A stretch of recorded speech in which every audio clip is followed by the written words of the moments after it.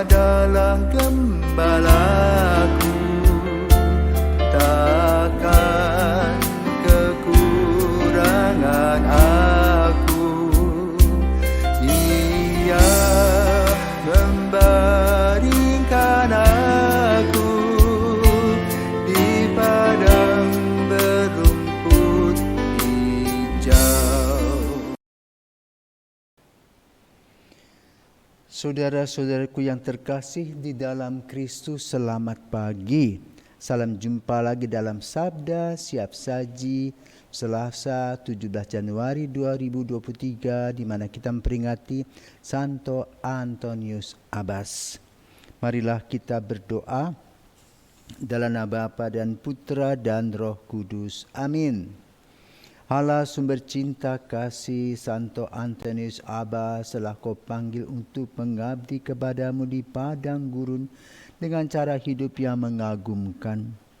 Semoga berkat teladannya kami sanggup mengingkari diri sendiri dan mencintai Engkau di atas segala-galanya. Demi Yesus Kristus Putramu dan pengantara kami yang hidup kini dan sepanjang masa. Amin. Tuhan bersamamu dan bersama rohmu. Inilah Injil Yesus Kristus menurut Markus. Dimuliakanlah Tuhan. Markus bab 2 ayat 23 sampai dengan 28. Pada suatu hari Sabat, Yesus berjalan di ladang gandum, dan sementara berjalan murid-muridnya memetik bulir gandum. Maka kata orang-orang Farisi kepada Yesus, "Lihat, mengapa mereka berbuat sesuatu yang tidak diperbolehkan pada hari Sabat?" Jawab Yesus kepada mereka, "Belum pernahkah kamu baca apa yang dilakukan Daud ketika ia dan para pengiringnya kekurangan dan kelaparan? Tidakkah ia masuk ke rumah Allah waktu Abiatar menjabat sebagai imam agung, lalu makan roti sajian yang tidak boleh dimakan kecuali oleh imam-imam, dan memberikannya juga kepada pengikut-pengikutnya?" Lalu kata Yesus kepada mereka, "Hari Sabat diadakan untuk manusia dan bukan manusia untuk hari Sabat. Jadi anak manusia adalah Tuhan juga atas hari Sabat." Demikianlah sabda Tuhan, terpujilah Kristus. Saudaraku terkasih, bagi orang Yahudi, hari Sabat itu segala-galanya. Maka ketika Bait Allah diruntuhkan, dilaksanakan pada hari Sabat, dan mereka hanya menonton saja. Karena itu Yesus melihat perilaku orang-orang ini, ingin mengubah pemikiran. Maka dia mengatakan hari Sabat ditujukan untuk manusia, ya. Jadi boleh katakan tata aturan yang dibuat oleh dalam hari Sabat untuk manusia dalam memuliakan Tuhan. Bukan manusia untuk hari Sabat, artinya manusia kalah dengan tata aturan hari Sabat. Jadi harga mati, tidak boleh berbuat apapun. Harus menggunakan tetap logika. Misalnya contoh, kalau kita sakit hari Minggu, apakah wajib ke gereja? Tidak. Berdoalah di rumah. Apalagi kalau COVID. Jangan pergi ke gereja karena akan menularkan penyakit itu kepada orang lain. Maka contoh yang hidup yang kita peringati pada hari ini adalah contoh Santo Antonius Abbas. Santo Antonius Abbas ini lahir sekitar tahun 251 di Mesir. Jadi boleh katakan kekristenan sudah sejak lama berada di Mesir. Lalu apa yang dilakukan oleh Santo Antonius Abbas? Kasihan anak yatim piatu ketika dia berusia 10 tahun. Maka dia mencari apa yang dia bisa buat untuk mengisi dan melanjutkan hidupnya.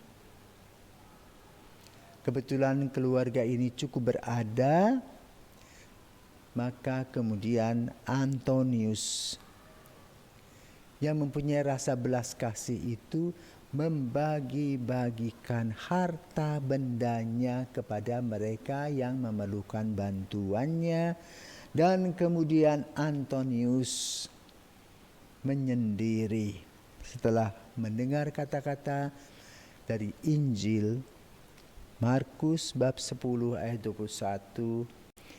Pergilah, jualah apa yang kau miliki dan berikanlah itu kepada orang-orang miskin, maka engkau akan beroleh harta di surga. Maka dia hidup lepas, bebas. Artinya apa? Dia hanya mau hidupnya itu berguna bagi orang lain dan hidupnya berguna untuk memuliakan Tuhan dalam doa dan tapanya. Dia tidak mengurusi orang lain tetapi mengurusi dirinya sendiri agar boleh katakan tidak mempunyai, paling kurang mengurangi sedikit kekurangan-kekurangan dan kesalahan-kesalahannya dengan selalu mawas diri. Dia tidak mengkritisi orang lain, apalagi mencibir, memfitnah. Dia tidak pernah mau. Maka yang ada adalah belas kasih. Bila dia mendengarkan pengalaman orang yang tidak beres, dia doakan. Dia bawa dalam waktu doa agar Tuhan bisa membantu dan membereskan masalah yang orang-orang hadapi. Hidupnya diberikan kepada Tuhan melalui apa? Doa-doa. Dan bekerja tangan apa yang dibuat untuk bisa menghidupi dirinya sendiri. Karena itu Santo Antonius Abbas merupakan bapa pertapa, ya, yang boleh katakan hebat. Kenapa? Dia memulai semuanya dengan permenungan demi permenungan tentang apa yang dikatakan oleh Yesus. Tentu membaca kitab suci, di mana saat itu kitab suci tidak dipegang oleh banyak orang, tetapi ada beberapa tulisan-tulisan yang bisa dibaca bolak-balik untuk mengisi hidup dan doanya. Karena itu kita kembali kepada Injil pada hari ini, bagaimana Yesus menyadarkan kepada orang-orang Farisi bahwa hari Sabat adalah hari di mana kita bertujuan memuliakan Tuhan. Artinya kita perlu membersihkan pikiran kita, hati kita, dan kita bisa membantu orang-orang lain yang mengalami kesulitan. Pada saat hari Sabat, ada hal positif yang dibuat orang-orang Yahudi, itu membaca Torah. Jadi waktunya memang khusus untuk Tuhan. Tetapi yang nyinyir adalah karena mungkin sudah menjadi biasa membaca, tidak lagi merupakan penghayatan, lalu matanya mulai juling ke kiri dan ke kanan, lalu mulai mencela ini, mencela itu dan sebagainya, sehingga meracuni hari Sabat. Dan di sanalah Yesus mengkritisinya. Kenapa? Salah guna. Sama seperti seseorang diberikan jabatan, pada awalnya bagus, lama-lama menyeleweng. Bisa korupsi, bisa menyalahgunakan kekuasaan.